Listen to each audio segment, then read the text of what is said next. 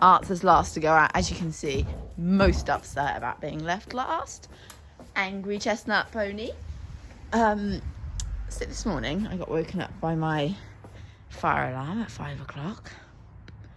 Just perfect on a Friday. And then I couldn't go back to sleep. I think it must be about to run out of battery or something, because it didn't go off for very long. It sort of just went off 3 times.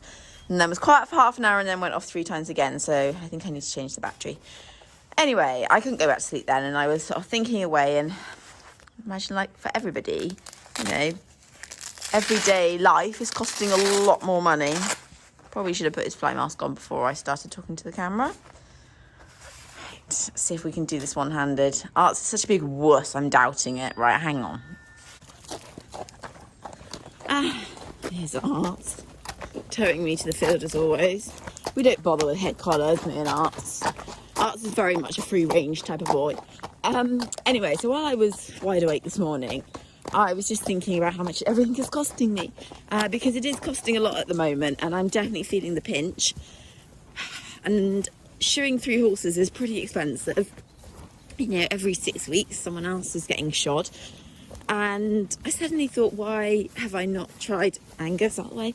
Why have I not tried hoof boots on Arty? So Arty has been barefoot many times with me, and you can do everything with him, but he just wears his feet down really quickly, and so he ends up then becoming a bit sore. In fact, sometimes I think he's actually sounder without shoes on. It's just he does like a little bit of support. Anyway, for whatever reason, I've never gone down the hoof boot route. I know nothing about it. I'm a complete novice to it. Right, watch out as Arty goes. Oh, well, that's nice. Watch out, Eve. That was very civilised of him this morning. Yeah, I've never gone down that route before. He always has to have a cough in the morning. Never gone down that route before, and I just suddenly thought, I don't know why I haven't, because with Arty, all his work is very up and down. It's always going to be like that because of him obviously being very slightly unlevel and not really having a career. Oh, excuse this very mucky rug. Oh, well, we won't video you peeing. I sort of thought, I don't know why I haven't thought about doing this sooner, because I pick him up and put him down a lot, and thankfully he doesn't mind that. He doesn't mind if, you know, for a month he does lots of work hacking, and then for another month he has it much quieter. It's just kind of, that's how his life works. And obviously shoeing is expensive. It's costing me £86 a set of shoes at the moment.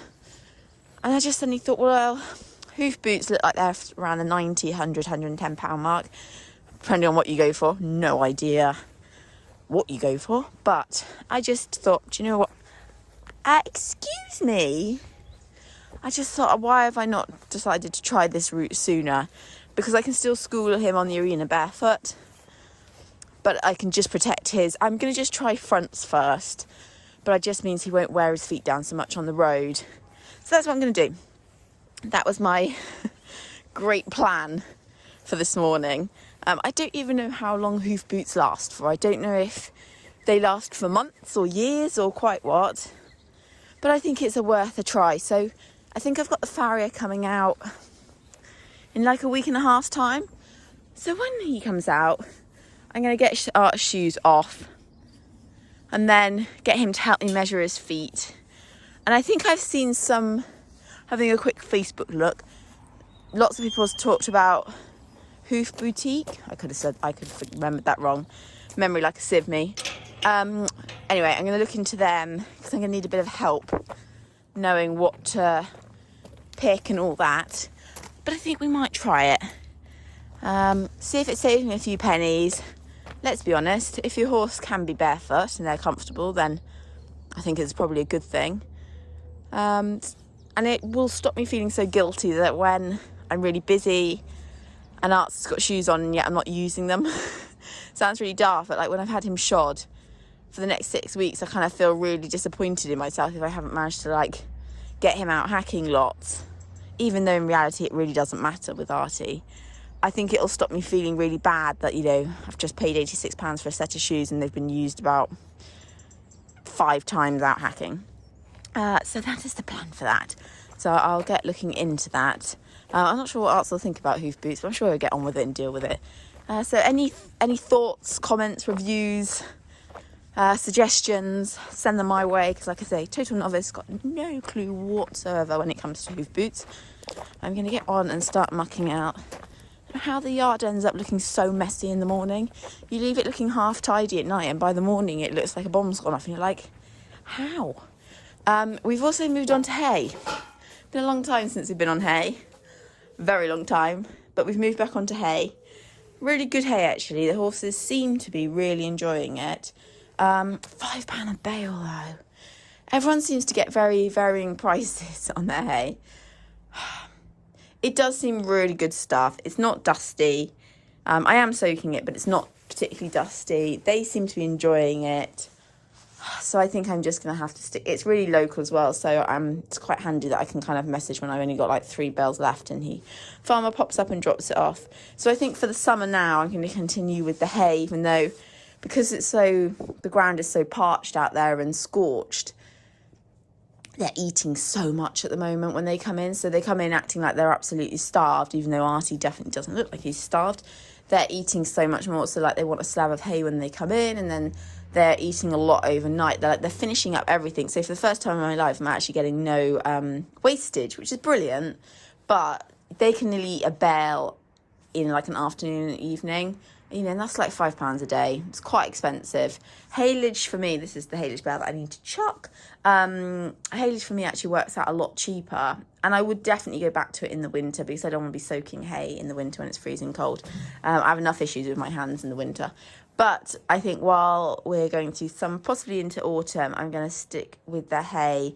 Also, my dentist always says it's much better for their teeth, hay, than haylage is. The sugars in haylage kind of do rot their teeth a little bit. So I think maybe this might be a new thing, in that we always go to hay for like late spring, summer, early autumn, and then just do haylage for the winter. But it's just the cost. It's a cost with everything, isn't it? It's just so expensive. And 3 mouths is a lot to feed. So yeah, feeling the pinch at the moment. Like I say, I get excited at the idea of doing stuff, and then I remember that I don't have transport at the moment, and I can't really afford to fix my lorry at the moment. So please subscribe. Please subscribe to my YouTube channel if you like these videos ever. I promise you they will get more exciting one day. We will go back out on adventures and shows. It's all planned in my head. We just need a few more pennies, Sienna to grow up a little bit more, and get that lorry fixed, and then I can go back out again. I do keep dreaming. I can't wait. I miss it so much, but we will get there. But anyway, please subscribe if you like these videos. It helps a lot. I have a new side hobby, guys. Vintage and antique stock pins. It's not actually new to me. It's something I've done before, pre-COVID.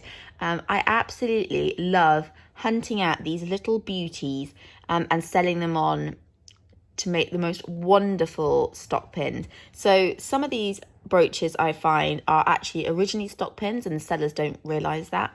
And then other ones are like these two at the end here, are bar brooches that just lend themselves perfectly to being stock pins.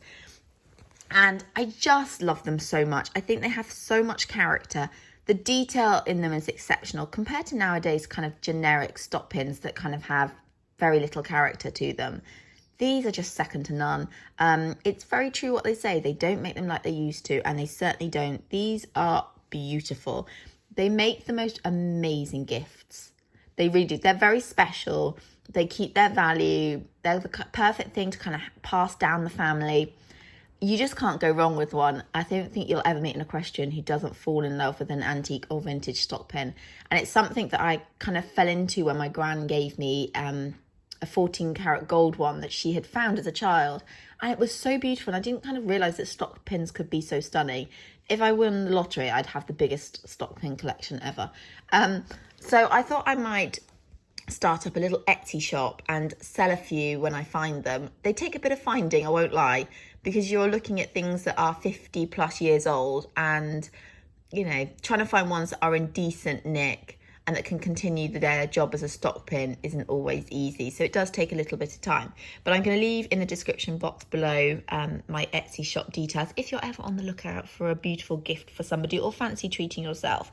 So first up at the top here, this one is an absolute corker and is a maker that I've come across a few times. And this is by Alfred James Howe, and he made quite a few stock pins back in the late 1800s, early 1900s, and I've come across a few of them and they've all been really beautiful. I mean, the quality and the detail in them is second to none. So this one you can see is a hunting crop. I think, is that the thong, the kind of rope effect that's then wrapped around the crop, and then a little horseshoe in the middle. This one's probably more suited to a gentleman because it's quite a long one. But can you imagine whose stock this has been in the past, the history this little pin will have? That's what kind of blows my mind. I love thinking about things like this. It will be like 100 years old, this one. So it's been around for some time and it's in some really, really good condition for its age. The next one I've got available is this really cute Art Deco one. Really lovely for like a dressage rider or a show rider. This lovely aquamarine coloured paste stone in the middle. And then it's got, you can't see it very well on the camera, but there's two little clear paste stones either side of it, and it's just, I love the design and the style of this. This one is silver as well. It's not hallmarked. The first one is actually stamped with the maker's name and is hallmarked, whereas this one isn't, but I've tested it and it's definitely silver. Again, 1940s, just, it looks really good on a stock. Then this next one, which hasn't had a clean yet, is actually my stock pin for the last, I'd say 3 or 4 years. I quite like changing it up with the stock pins.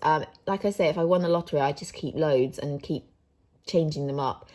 This lovely cultured pearl has 3 little paste stones on the side. This one is marked silver as well. Good catch on this one. This one's probably in more of a 1950s, so vintage, but looks beautiful on a stock. I'd say, again, very much a dressage rider style one. But I cannot express how much detail these pins have compared to the modern day generic stock pin.